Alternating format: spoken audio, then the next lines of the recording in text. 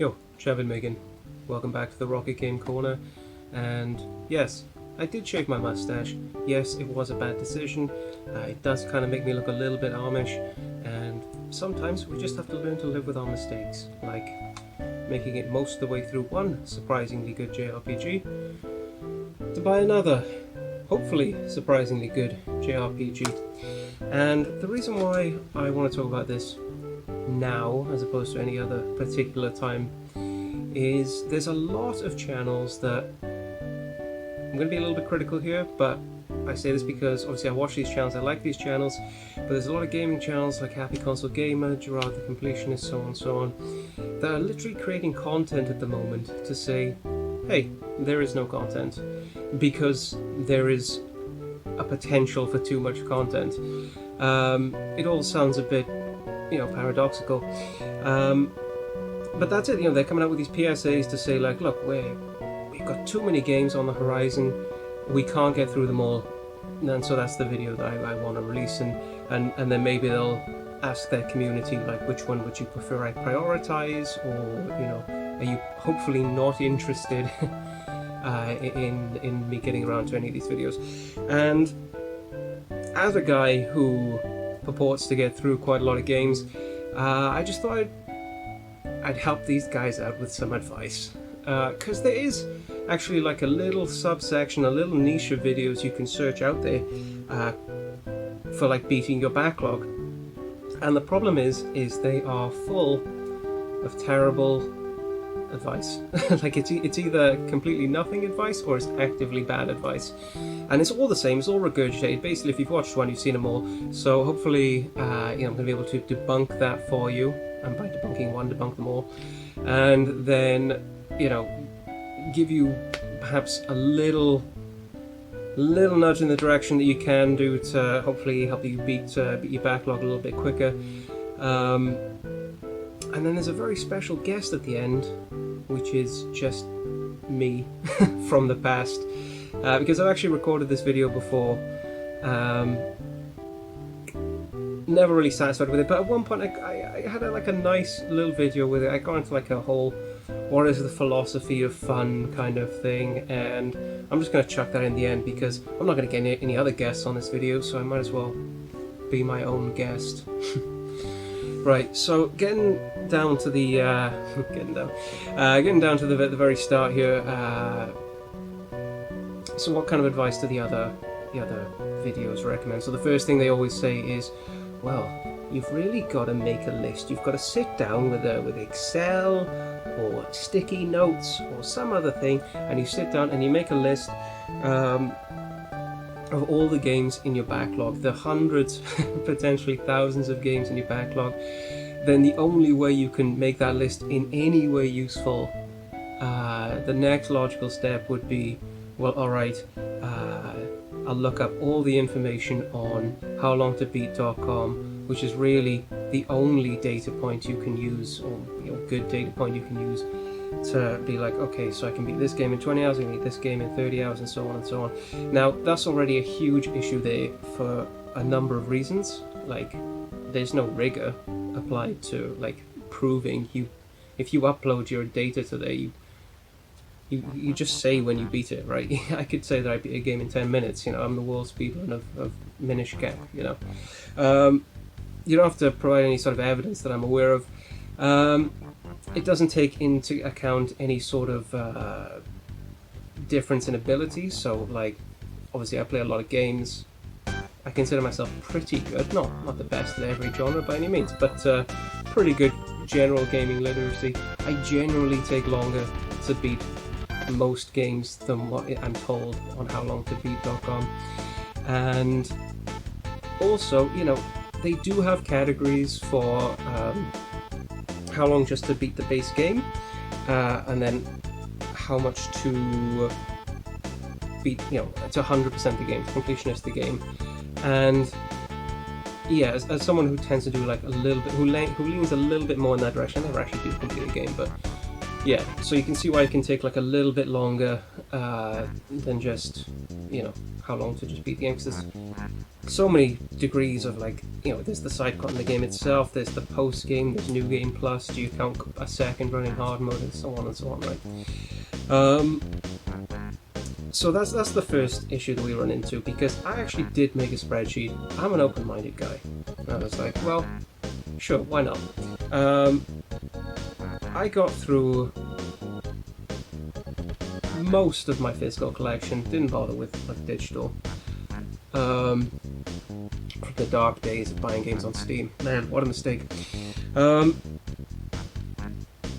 yeah, it's I mean, I ended up with something like, it was 2,986 and a half hours, something like that, that I was in a backlog of. And that was, again, just to beat the base game.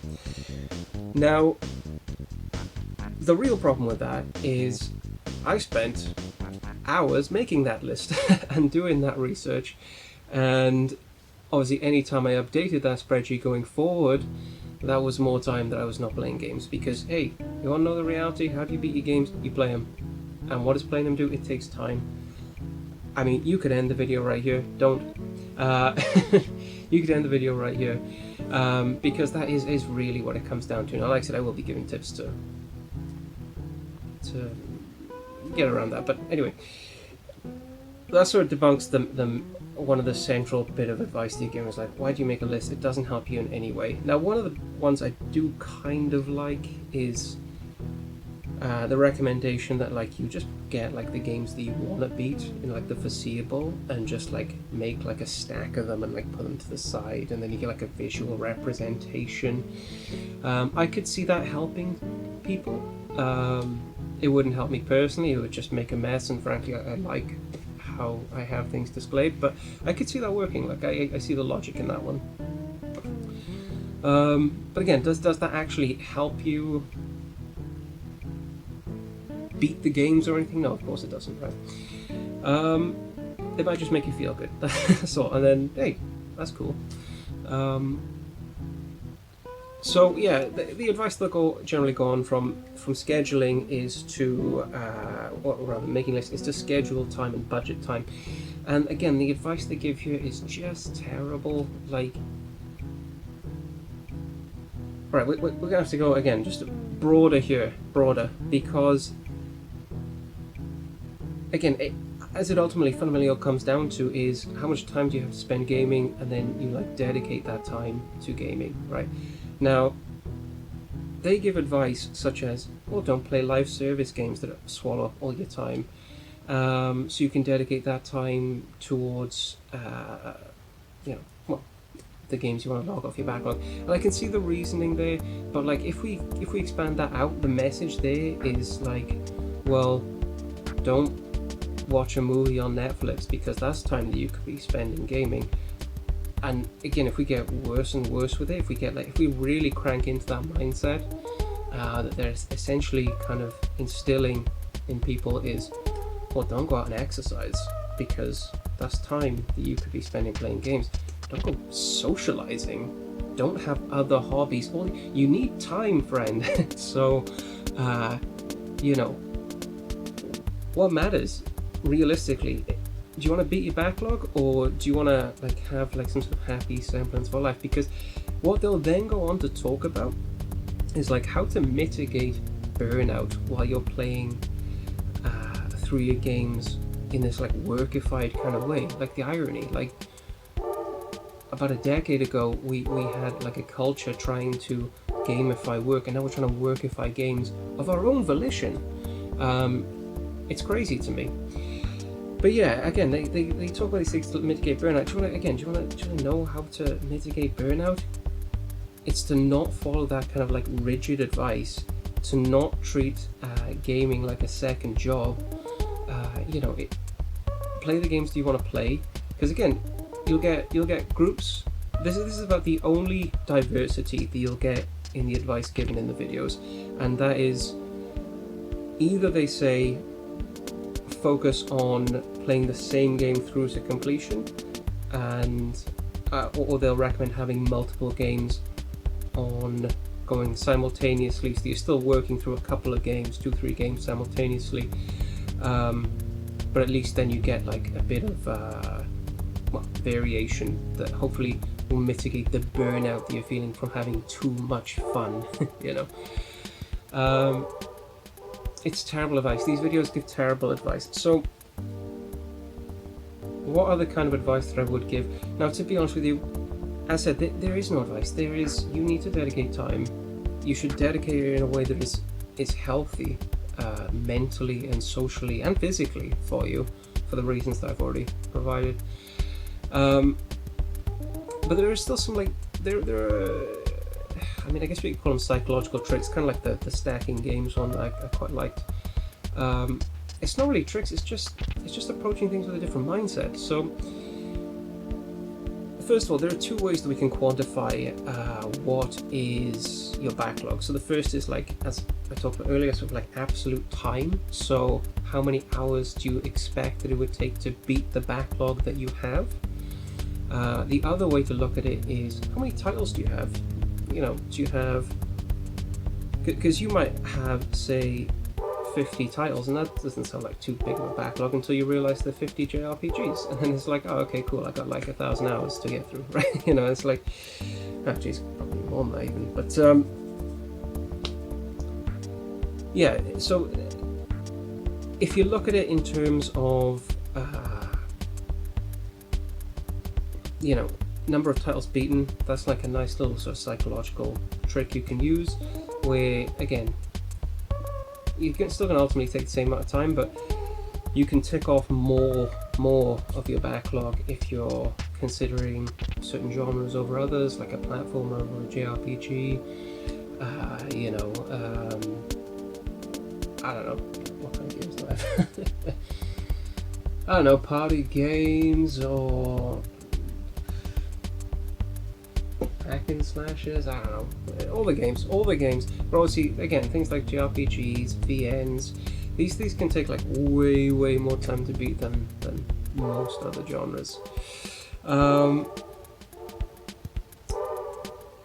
other thing was to consider is consider the era that the game came out, because obviously games from older consoles, certainly if we're talking, say, pre Gen 7, I think it was, the PS3, the Xbox 360, this is when we had this explosion in, like, everything now has to be open world, and everything became much bigger games in general. There's a lot of bloat in gaming, and so prior to that, games typically tend to be a bit shorter. You know, you could beat games in a couple of afternoons even. So again, you can knock off titles that way. Another way as well is to consider handheld gaming, the titles in your handheld collection, because it's not always the case, particularly nowadays with the Switch and what have you, and how much stronger the hardware has gotten. But historically speaking, it was always kind of, so I don't know, trope isn't the right word, but there was an expectation that, alright, maybe you got, you know, say, God of War on the PSP. There was an understanding that it would only be a 10-hour campaign as opposed to a 20-hour campaign, you know, something like that, right? Because it came on this much more limited hardware. So yeah, that's really like the only advice that I was going to give you. And then, like I said, for this outro, I'm going to cut to me with just longer hair. And I am out. Hope you enjoyed. Just gotta play the games. Because again, one of the really terrible pieces of advice that I see is, again, whittle down your backlog in the sense of, like, look at these games, that's it, you're done, you're not playing them. You know, you've got 100 games and you want to beat, then you'd be like, I don't really care for this 40, I'm only going to do this 60. I'm like, I don't see how you've beaten your backlog just because you ignored your backlog. Like, you could ignore your backlog at any point. Like, it doesn't, it's a strange sort of mental gymnastic point for a bunch of people. Again, if it works for them, it works for them. It doesn't work for me. So And then, like, again, like I said, I want to like touch in on at the end here about the big sort of like philosophical picture of all of this, because is having a backlog a problem? This is like a strange thing that I just can't sort of get around. Now, I'm someone who, I absolutely understand the problem of option paralysis, and I'm someone with a huge device for option paralysis right in front of me, right? Like, I could easily end up treating this, library as like going through Netflix and just going up and down, not being able to like pick something, right? That's an easy potential situation, right? Except that beating games doesn't really, I don't know how you sort of like knock it off the backlog in that sense, because you still own those games, you still have access to those titles, right? So again, it's only some sort of like psychological switch that you've changed in your mind. You flipped it from on to off to say like, right, I don't have to interact with this game anymore. And again, I find that strange, because particularly if we're saying the purpose of engaging with any sort of media is to find what you like, then hopefully you've played a game and you've realised that you like it, so you want to play it again in the future, or again you want to revisit it for whatever post game or whatever, right? True, you will whittle down, if you're unlucky, lots of titles that you don't actually want to play. I think, to be honest, most of us are sophisticated enough that we don't actually end up buying those games in the first place, but perhaps not. I don't know, I find it just a very strange thing that I was saying earlier about sort of like workifying this hobby.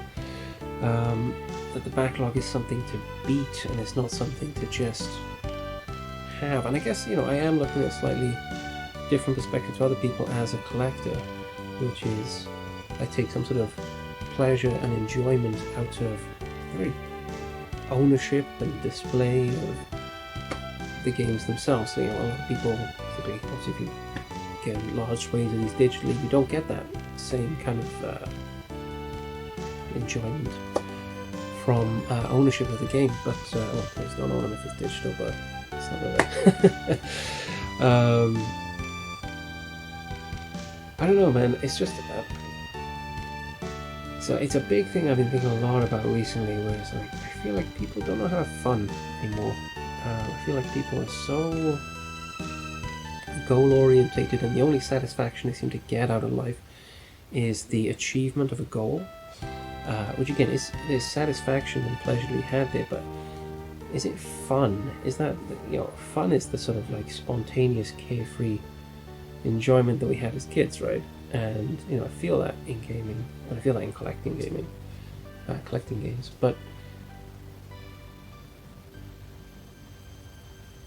again, this idea of like workifying, because I have other interests in gaming, and you can really see it, but perhaps because the particular interests that I've chosen to partake in, but you can really see in those hobbies where it's like climbing, they always just want to go from grade to grade to grade to grade. It's like, but why? Like, all that matters is that you enjoy being on the wall, right? Like, the same with dancing. Yes, you want to be competent to have an enjoyable dance with your partner, but like, you don't really need to be all that technically proficient to actually have an enjoyable dance with another person. It's a very, very strange obsession that, at least from my generation, I see it in my peers all the time, and again, I fear that like this idea of like you have to beat the backlog is just another manifestation of that. Because let's say hypothetically you beat your backlog, well, what then? What are you going to do? You're gonna buy more games? Well, you've just created a backlog. Are you going to, you're never going to revisit any of these games again? Again, if you do, then surely the minute if you've got this mindset, the minute that you put a game in, you've just created a however many X hour backlog, particularly if like you're obsessed by this idea that you have to beat the game as well. I don't know, maybe I'm talking out of my butt. I seem to end a lot of my videos saying that. But yeah, it's an interesting, at least to me, it's an interesting thing to think about, like, what is fun? And why don't we seem to be having it? Right, I'm going to end it there then. You know me, I'm not going to ask you to like, I'm not going to ask you to subscribe, but if you want to have a chat, that's cool with me. See you later.